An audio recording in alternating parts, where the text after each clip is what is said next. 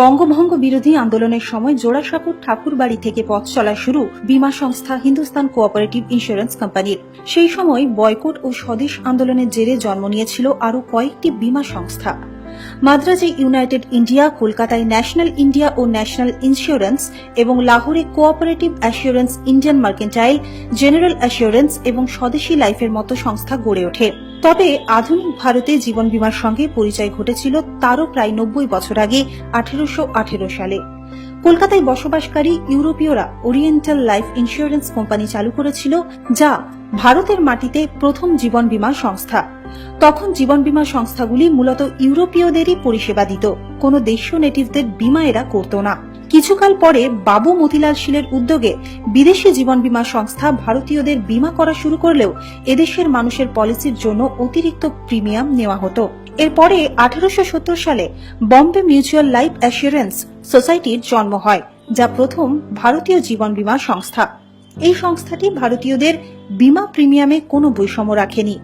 জাতীয়তাবাদে উদ্বুদ্ধ হয়ে 1896 সালে আত্মপ্রকাশ করেছিল ভারত ইন্স্যুরেন্স কোম্পানি। 1912 সালে এদেশে জীবন বীমা সংস্থাগুলিকে নিয়ন্ত্রণ করতে জীবন বীমা কোম্পানি আইন পাশ হয়।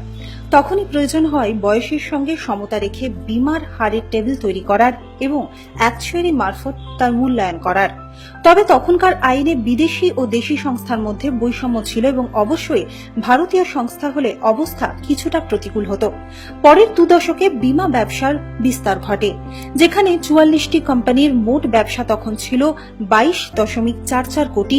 সেখানে 1938 সালে 176টি কোম্পানি মোট ব্যবসা দাঁড়ায় 298 কোটি টাকা। তবে সেই সময় বেশ কিছু বীমা সংস্থা কাজ শুরু করলেও তা চালাতে না পেরে মুখ থুবড়ে পড়ে, ফলে বীমাকারীদের ক্ষতি হয়।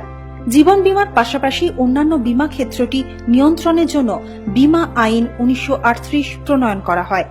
এদিকে জীবন বীমা জাতীয়করণের দাবি উঠতে থাকে। বিশেষত 1944 সালে এই দাবি জোরদার হয় যখন জীবন বীমা আইন 1938 সংশোধিত হয়। ভারত স্বাধীন হল।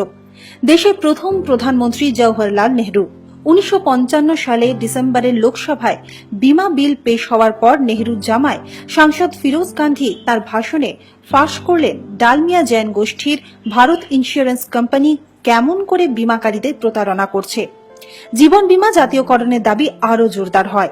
এরপরে 1956 সালের 19 জানুয়ারি ভারতে জীবন বীমা জাতীয়করণ করা হয়। ওই সময় 154টি ভারতীয় জীবন বীমা সংস্থা, 16টি অভারতীয় সংস্থা এবং 75টি প্রভিডেন্টকে এক ছাতার তলায় আনা হয়। জাতীয়করণ করা হয় 2টি ধাপে। প্রাথমিকভাবে অর্ডিন্যান্স জারি করে সংস্থাগুলির ম্যানেজমেন্টকে হাতে নেওয়া হয়, তারপরে বিল জারি করে মালিকানা নেওয়া হয়। অবশেষে 1956 সালের 1 সেপ্টেম্বর ভারতীয় জীবন বীমা নিগমের জন্ম হল। নিগমের কেন্দ্রীয় অফিস হল বোম্বেতে। কলকাতা 24/7।